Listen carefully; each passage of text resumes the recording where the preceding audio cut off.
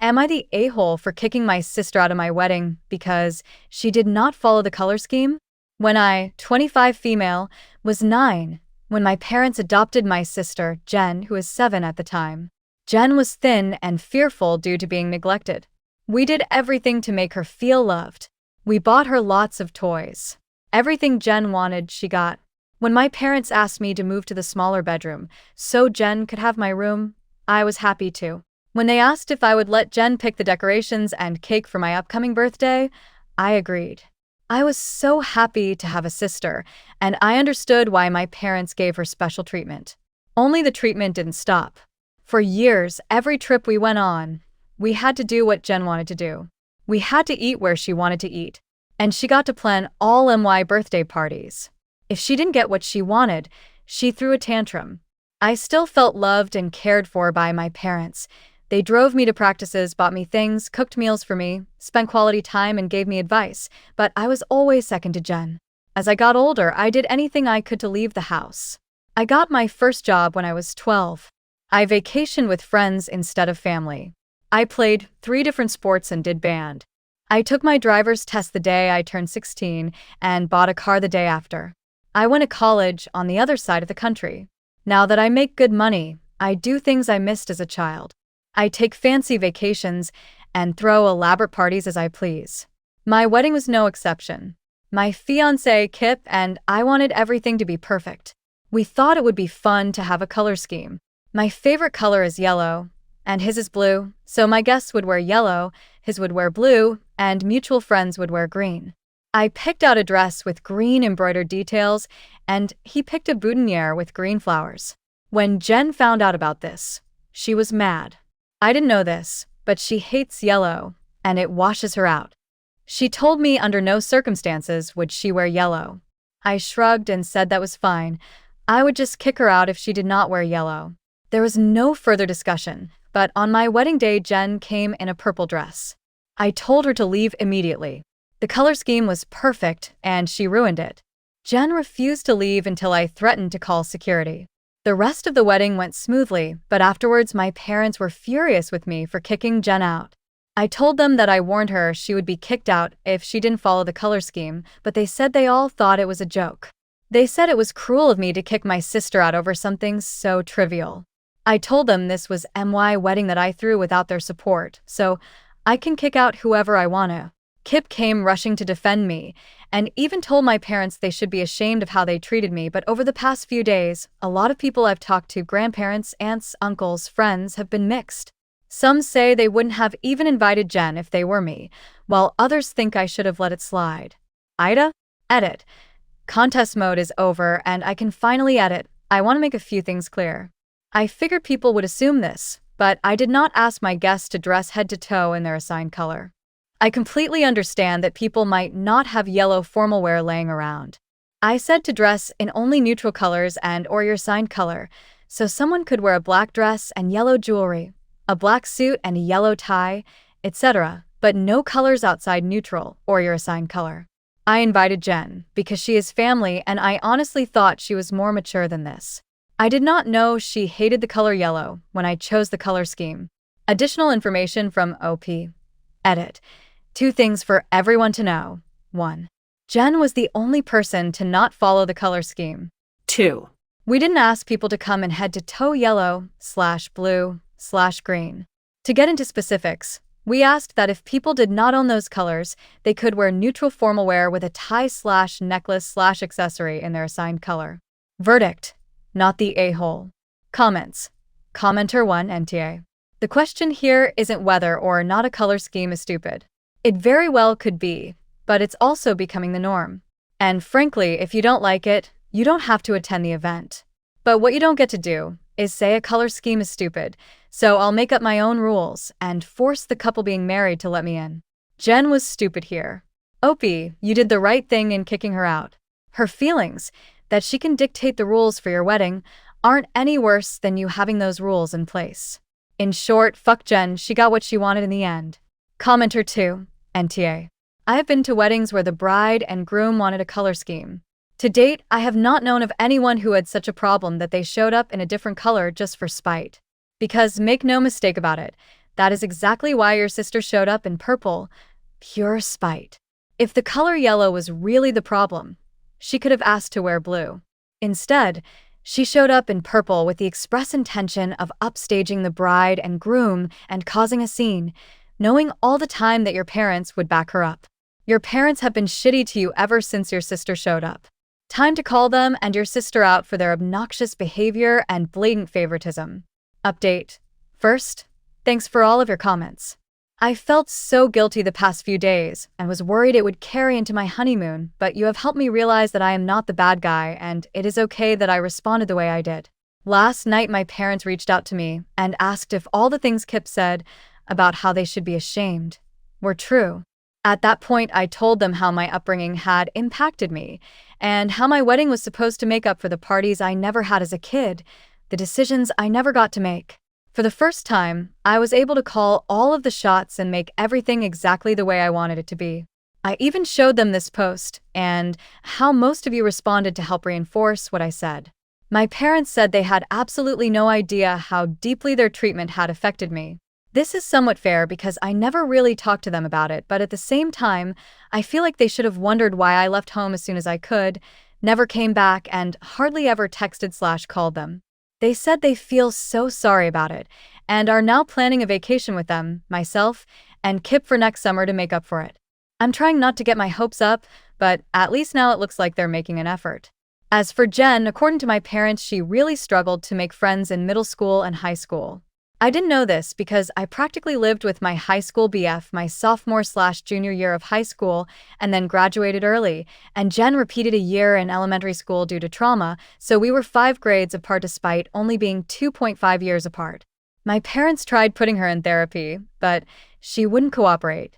College was a slap in the face for her when she realized the world didn't revolve around her. She had to live in the same 7x9 room with plaster walls and linoleum floors as everyone else. She dropped out after a year and tried getting a job, but got fired after a few months. At that point, my parents realized they really *ket up. They told Jen she had to either go to intensive therapy or they would kick her out. According to my parents, she's now taking classes at a community college and hoping to transfer to a 4-year institution. She's doing better for the most part, though she occasionally lashes out. I'm glad Jen is getting the help she needs and working towards a career, and excited about potentially going on a trip with my parents and husband, while also knowing they might bail.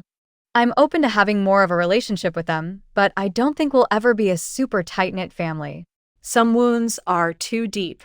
But instead of dwelling on the past, I'm looking towards my future, starting a family with Kip, and making sure I don't make the same mistakes my parents did.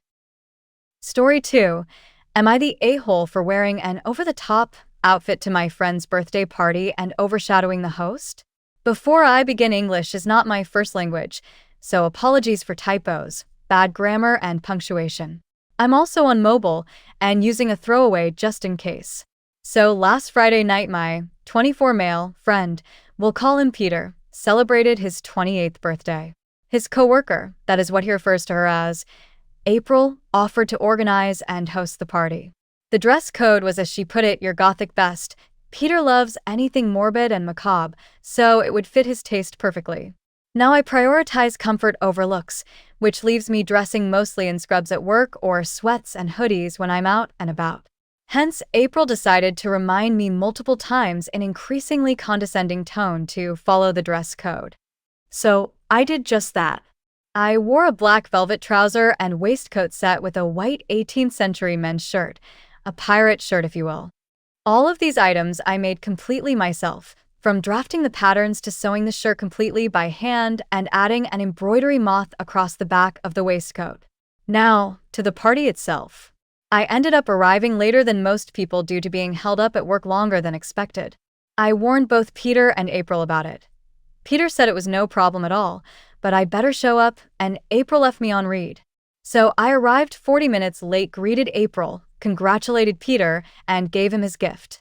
Mocktails were drunk and pleasantries were exchanged. Over the course of the night, I got a lot of compliments on my outfit, and my craft skills were a topic of conversation several times over the evening. It also didn't really help that when someone asked me where I got the suit or shirt from, Peter would loudly tell them all about how I made everything myself. I remember being spun around a couple of times so people could look/touch the embroidery in the back. Everyone had a good time, or so I thought. Over the weekend, April and her friends ended up bombarding my phone and any social media that they could find with absolutely nasty messages. How I was an attention seeker, how desperate I came across, how I absolutely ruined the party April had been planning for weeks, how dare I steal attention away and overshadow Peter and April. You get the idea. I feel like I'm going a bit insane. Overshadowing anybody was never my intention, especially my friend at his own party, and I don't think that I did. But all of these comments are making me rethink my choices. So, am I the asshole here? I really need some outside perspective. Relevant comments. Peter is behind this. I doubt that's the case. I have known the guy for 10 plus years, and he never had a problem with people overshadowing him. He is not insecure, and if he's got a problem with someone's actions, he'll say it. He wouldn't send his coworkers' girlfriends to harass a person on his behalf. Commenter. Not the a-hole. April has a thing for Peter and sees you as a threat. She's going to find ways to criticize you and tear you down no matter what you do. OP. I guess it also didn't help that Peter kept his hand on my back for most of the evening, and when he got absolutely wasted, put his face in my hair. Commenter. So maybe it's not just April's imagination that you're a threat to her attempts to connect with Peter. OP. I think the biggest threat is Peter being Arrow/Ace and the way April behaves, not me. Commenter. Could he possibly be demi-romantic? Because Peter's behavior that you're describing is a little bit more than platonic. Keeping his arm around you, smelling your hair, those are often actions, though not exclusively OFC, exhibited by people towards a paramour or crush of some degree. And yes, April is the problem. OP. According to him, he is Arrow/Ace. And he wasn't smelling my hair, more like rubbing his face on the top of my head. He says it's because he likes how my hair feels. He plays with my hair often enough, and when he gets a little too drunk, he faces plants into it, though he did it mostly back when we were in uni. Knowing him, it could just be a texture thing, the others liking the outfit. At some point, I ended up with like 4 very drunk people rubbing the moth's body. I made it from faux fur, and by extension my back with their fingers. Was a weird experience to say the least. The outfit. I had help when it came to drafting the suit from someone who actually knows what they're doing, lol. The shirt was made from a bunch of squares, so no problems there. The embroidery is all split stitches and faux fur for the body of the moth. I really made it sound much more impressive than it is. OP is voted not the a-hole. Update. This morning showed Peter the post and all of the messages from April and company. Never heard him be this angry. Said he'll deal with them. Turns out April is a pathological liar and had been telling everyone in the office that Peter and her are in a relationship, but are keeping it low-key. She also was taking pictures of him every time she walked by his office and showing them to her friends as proof. So her friends thought that I was trying to steal her man. They aren't even co-workers. She just greets clients at the front desk at the firm Peter works at. Peter ripped her a new one. Their boss, April's uncle, ripped her a new one. The co-worker she lied to ripped her a new one. April ended up throwing a tantrum. Police were called. The results. April is currently on a 48-hour hold. Peter is moving to work from home full-time. I got apologies for April's uncle, mom, and a few friends and co-workers. Story 3. Am I the a-hole for asking a customer's kid not to touch something? Throw away, cause I literally made an account just to ask this. 24 male, work at a popular fast food restaurant. I've been working here since this location opened, and I love working here. I like my coworkers, my boss is great, and I've never had any problems with customers. Until today. We have a self-serve drink machine near the front of the store. Today, a family of 3 came in, a mom, dad, and their daughter, who looked about 4 or 5. I was the cashier for the day, and Dad came to take their order, while Mom went to sit down at the benches we have at the door to scroll on her phone. Their daughter, however, beelined to the drink station. Noticing the daughter about to stick her hands inside the spigot for the iced tea, which is separate from the soda machine, I calmly say, I didn't raise my voice at all. They and another family were in the store. Excuse me, little one. Could you please not touch that? Mom looked up from her phone. immediately got defensive and yelled at me, "Don't yell at my child. I'm right here. You could have just gotten my attention." Now, I get it. Stranger danger and all that. Don't want strangers talking to your child. However, I needed to stop her before she actually touched it. It's a health hazard, people get drinks out of that, and I don't know where your daughter's hands have been. Your entire family just came from outside. She could have had peanut butter residue or something on her hands, and the next person to drink out of it would have gone into anaphylactic shock. And I didn't raise my voice. I used a gentle voice just to get her attention and not contaminate the spigot. I apologized to the mom and explained the above, minus the outside part. She, however, isn't having it, and yells at me again that she's right there and not to speak to her child. Dad is right there at the register just waiting for this to finish, so I can take his order. So I apologized to her again and turned to her husband to take his order. As soon as I turned to her husband, she's back on her phone, now with her daughter sitting next to her, hand around the shoulder. Am I the a-hole? Should I have done anything differently? I've already told my boss, and after they left I still disinfected and sanitized the spigot, even though I stopped her before she touched it. I felt like if I did it while she was still there, she would have had another meltdown. OP is voted not the a-hole. Edit/update. Thanks for your feedback. While it may seem obvious I wasn't in the wrong, I was doubting myself since this was the first time I've witnessed someone get so defensive over their child doing something wrong. Just the other day, we had a kid climb up on the table after not listening to his mom, but when I gently told him to get down and did, Mom thanked me. So the other lady's response kinda surprised me. So today is my day off, and I just got off the phone with my boss. I'm not in trouble, and she reassured me about that. She called to tell me that the mom came back and tried to complain. This is secondhand from her, so some of it might not be accurate. According to her, the lady came alone and tried to file a complaint that I screamed at her child and frightened her. I am so glad the restaurant has cameras with audio, so my boss played back the incident for Mom to watch. The boss said she had to max out the volume because she could almost not hear me over the generic music we have playing in the store. After the video is played, the boss says to the lady, "So, you want me to punish my worker for stopping your kid from messing up all that iced tea? Because if he hadn't and she successfully did so, I would have made you pay for all the iced tea she ruined." And she would have. My boss is a short, middle-aged black lady from the South. She knows how to insult people and make it sound like a compliment. Don't worry, she doesn't use this power for evil. Not to mention, we had just made that tea, so the container was near full. The container holds about 5 gallons. The boss said the lady got wide-eyed and backpedaled hard on her stance, told her to thank me on my next shift, and left the store. Then called me, since she thought the whole thing was ridiculous. And now looking back on it, I kinda agree. I'm gonna enjoy the rest of my day off.